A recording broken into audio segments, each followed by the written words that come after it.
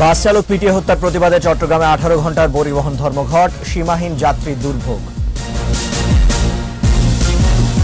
রাঙ্গুনিয়ায় নিয়ন্ত্রণ হারিয়ে ঝুপড়ি ঘরে ট্রাক, 4 শ্রমিক নিহত।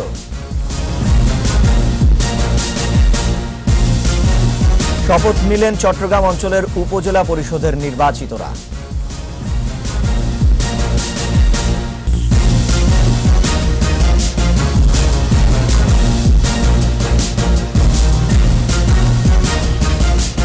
ছিলেন সোশ্যাল ইসলামী ব্যাংক লিমিটেড সংবাদ শিরোনাম। আমন্ত্রণ জানাচ্ছি 21 চট্টগ্রাম সংবাদে।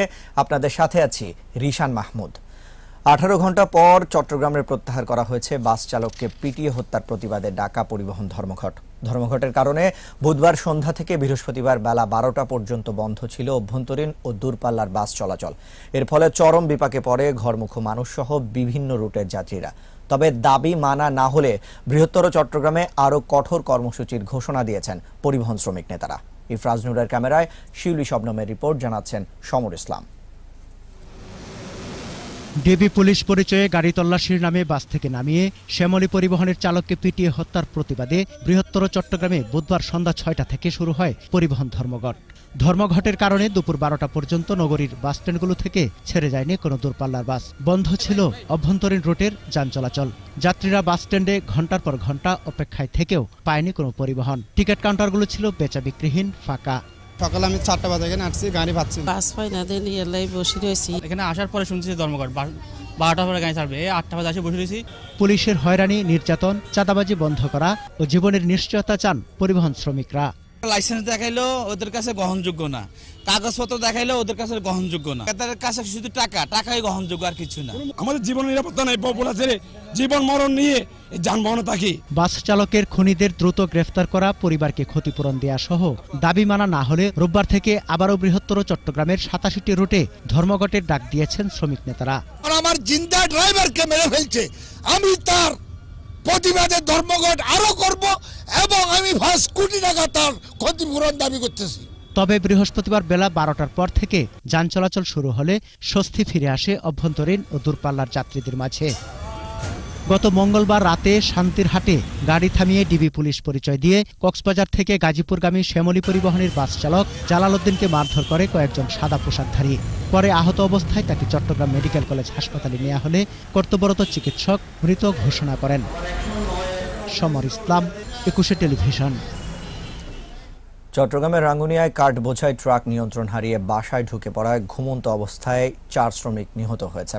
ভোরে গাবতল এলাকায় এই ঘটনা ঘটে। পুলিশ জানায়, রাঙামাটি থেকে কাঠ বোঝাই ট্রাকটি চট্টগ্রামের দিকে যাচ্ছিল। এ সময় চালক নিয়ন্ত্রণ হারিয়ে রাস্তার পাশের একটি ঘরে ঢুকে পড়ে। ওই ঘরে ঘুমিয়ে থাকা 4 শ্রমিক ঘটনাস্থলেই মারা যায়। পুলিশ ট্রাকটি জব্দ করেছে, তবে চালক পলাতক রয়েছে। এদিকে বান্দরবানের আলীকদমে জিপের ধাক্কায় মোহাম্মদ শাহেদ মিয়া নামে 1 শ্রমিকের মৃত্যু হয়েছে। এ সময় আহত হয়েছেন আরও একজন। স্থানীয়রা জানায়, তেঁতুল গাছতলা এলাকার রাস্তার কার্পেটিংয়ের কাজ করার সময় আলীকদম উত্তর পালং পাড়ার এক জিপ শাহেদ মিয়াকে ধাক্কা দিলে তিনি রাস্তায় পড়ে যান। জিপ তার গায়ের উপর দিয়ে চলে গেলে ঘটনাস্থলেই তার মৃত্যু হয়। এ সময় কেলমাং চাকমা নামের আরও এক পথচারী আহত হয়। এ ঘটনায় গাড়িটি জব্দ ও ট্রাক ড্রাইভার সুজনকে গ্রেফতার করেছে পুলিশ। পঞ্চম উপজেলা নির্বাচনে চট্টগ্রাম বিভাগের বিজয়ী চেয়ারম্যান, ভাইস চেয়ারম্যানদের শপথ অনুষ্ঠান সম্পন্ন হয়েছে। দুপুরে নগরীর সার্কিট হাউসে শপথ বাক্য পাঠ করান বিভাগীয় কমিশনার মোহাম্মদ আব্দুল মান্নান। অনুষ্ঠানে চট্টগ্রাম, রাঙামাটি, খাগড়াছড়ি ও বান্দরবান এবং কক্সবাজারের বিভিন্ন উপজেলার নবনির্বাচিত চেয়ারম্যান, ভাইস চেয়ারম্যান ও মহিলা ভাইস চেয়ারম্যানদের শপথ বাক্য পড়ানো হয়। এ সময় 43 জন উপজেলা চেয়ারম্যান, 42 জন ভাইস চেয়ারম্যান ও 42 জন মহিলা ভাইস চেয়ারম্যান শপথ গ্রহণ করেন। জনগণের প্রত্যাশা পূরণে অর্পিত দায়িত্ব যথাযথভাবে পালনের অঙ্গীকার করেন তারা। চট্টগ্রামের রেলওয়ে যাত্রী সেবার মান উন্নয়নে আন্তনগর ট্রেন সমূহের অনবোর্ড ও ক্যাটারিং সার্ভিসে কর্মরতদের দিনব্যাপী প্রশিক্ষণ কর্মশালা অনুষ্ঠিত হয়েছে। নগরীর একটি কনফারেন্স হলে কর্মশালায় প্রধান অতিথি ছিলেন বাংলাদেশ রেলওয়ে পূর্বাঞ্চলের মহাব্যবস্থাপক Syed Farooq Ahmed. Bangladesh railway onboard catering service provider owners অ্যাসোসিয়েশনের সাধারণ সম্পাদক মোহাম্মদ শাহ আলম, চট্টগ্রাম বিভাগীয় রেলওয়ে ব্যবস্থাপক বোরহান উদ্দিন, ঊর্ধ্বতন কর্মকর্তারাও উপস্থিত ছিলেন।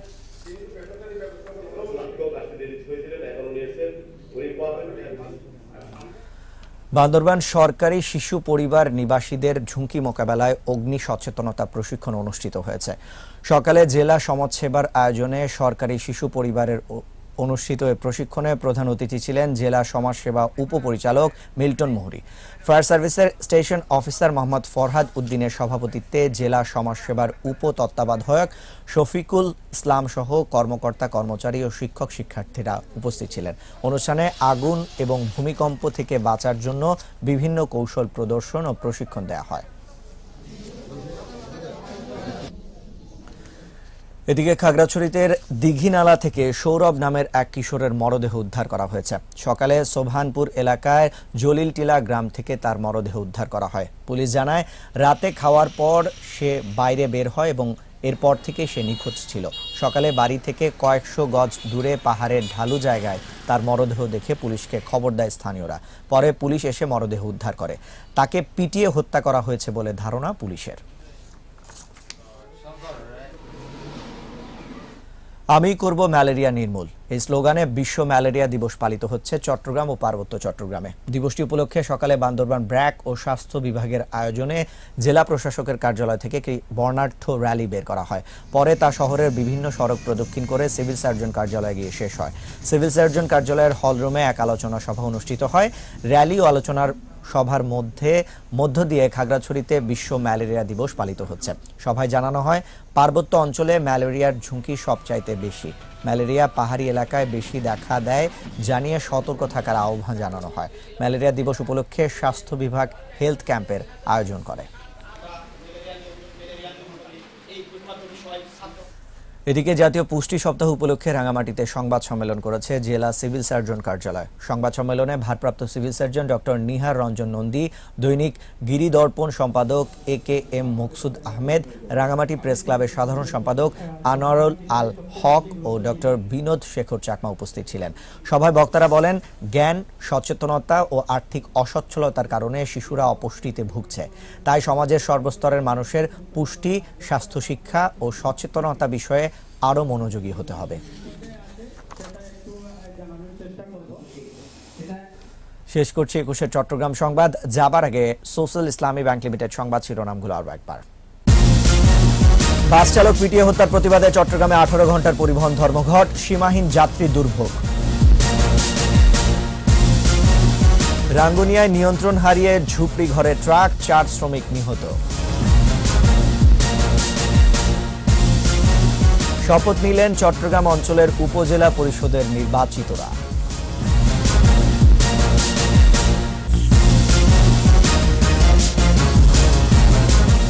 সবশেষ খবর জানতে ডায়াল করুন 2021 নম্বরে, ভিজিট করুন 21tv.com এই ওয়েবসাইটে। এছাড়া ফেসবুকে লগ ইন করতে পারেন facebook.com/2124 অনলাইনে। আমাদের পরবর্তী সংবাদ সন্ধ্যা 7টায় দেখার আমন্ত্রণ রইল। 21-এর সাথেই থাকুন।